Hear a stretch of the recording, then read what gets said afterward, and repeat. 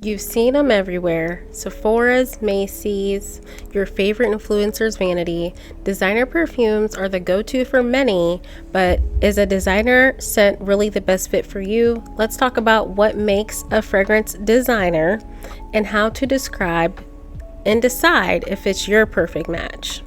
You're peeling back the velvet curtain on the perfume world to talk all about designer fragrances, what they are, why they're so popular, and whether they're the right choice for your. Created by fashion houses, think brands that primarily sell clothes, bags, and accessories. Perfume is part of their luxury lifestyle branding. Often licensed out to major beauty corporations like L'Oreal or Coty, C-O-T-Y, prioritized for mass appeal and brand alignment. Chanel is like classic elegance, YSL is edgy, sexy. If you ever notice their perfumes, commercials are very sexy and edgy. Why are designer perfumes so popular? You see them in commercials, celebrity endorsements, and magazine ads. More affordable than other luxury products from the same brand. You might not buy for a $1,000 Chanel bag, but you can grab that $120 bottle of perfume. It's easy to find in stores. Samples are widely available. I often get them in the mail. They will send me a little form on Facebook and I happily fill one out. And familiarity. Everyone has smelled them or has a memory tied to one. And here are some pros of designer perfume. Accessibility and variety. If you've ever gone to a department store, they have an entire section. Elegant packaging and recognizable branding for that name brand feel. They're safe choices for gifts. Most often comes with a gift receipt. Widely loved for weddings, work, and daily wear. And here are some cons to the designer perfumes. Their lack of originality. Many use similar formulas, and I noticed that a lot of them can have the same notes, so they all start kind of smelling the same. Shorter wear time on some skin types due to synthetic notes.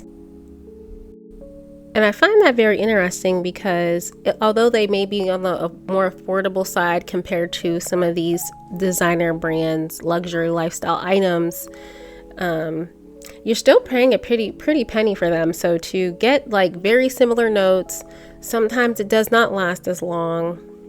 It doesn't really add up to what I think you're spending for it. And this is why I'm kind of okay with spending a little bit better on niche and maybe having less, because at least I know it's quality and it's going to last. Like I said, I like mine to last. So there's also high alcohol content in some budget versions, meaning that it's another reason why it doesn't last long. Too much alcohol, that means it's going to disperse fast. And overworn. You may smell like 5 other people at the party. And I believe this one to be true because in the perfume groups last year, Burberry Her and Burberry Goddess were so popular. Like every other post was Burberry Her or Burberry Goddess. So you can only imagine.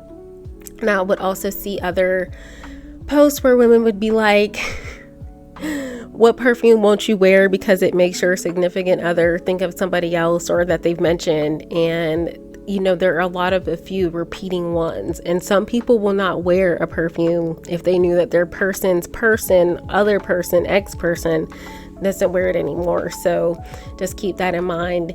You might be getting a well-worn perfume that could remind your person of somebody else. So you might be wondering, should you wear designer? If you're just starting your fragrance journey, yes. If you love polished, wearable scents, yes. If you want something truly unique, maybe not, and that's completely okay, because that's why there's also niche and indie for you.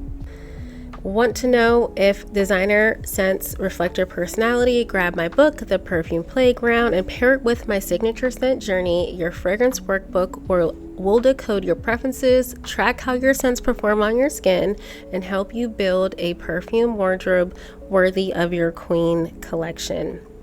So I bundled those for you. The link is in the description. Some of my favorite designer perfumes are Valentino Born in Roma, Carolina Herrera Good Girl, and I thought I had one more, but I think I only have those two. And I also have the green Valentino Born in Roma, and that one, I'm growing on that one. I haven't found some notes to match with it, but it has this tea note that I had to give it a try. So comment below, drop me some roses, and let me know you made it to the end. And let me know, what is your designer fragrance favorite? Do you have a favorite designer brand?